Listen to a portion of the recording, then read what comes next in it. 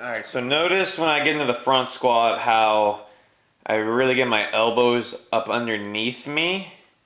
Meaning if you hone in and look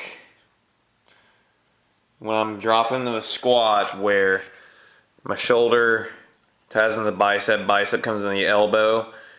My upper arm, the humerus, where the bicep and tricep are, is close to being parallel with the floor. Okay, I'm lifting those elbows up and I'm kind of slightly contracting my chest here. And that same screwing motion that we did with our feet in the deadlift, we're doing that same motion with the shoulders here, helping us get underneath the weight.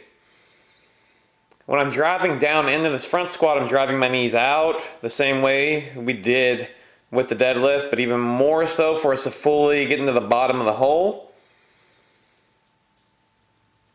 And I'm really gripping with a wide foot here, something I didn't touch upon in the other section. Trying to have eccentric lengthening my foot, which means, in a nutshell, I'm trying to have long, wide, relaxed foot that is simultaneously gripping the ground. So sometimes if you were to grip too hard, you would ball up the bottom of your foot, and that's not going to make a very stable foot. So the idea is to have a wide foot that's also engaged. So we're dropping down into our bottom of our squat. Our eyes are still kind of looking up towards where the ceiling meets the wall. Probably not as pronounced as with the deadlift, but nonetheless, where the weight is going, our eyes must be leading the way for us there. And again, our breathing, minimize it as much as possible. Seek to do your upward motion of the lift on your exhale.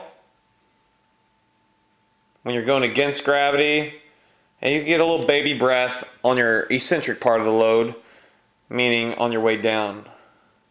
Because you got to realize gravity is working with you on the eccentric phase. So all you're doing is braking with your body.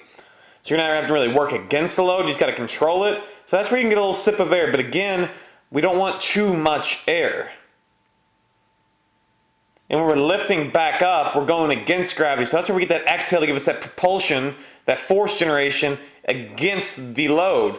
Our feet are pushing, we're pulling our spine up, and we're being resilient and structurally sound and having stable, strong integrity against load.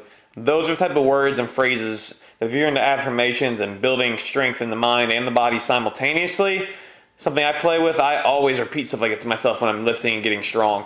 I say stable, strong, powerful, things to myself like that, because you take on the essence of those words, not only physically, but mentally, emotionally, and even spiritually and psychosomatically.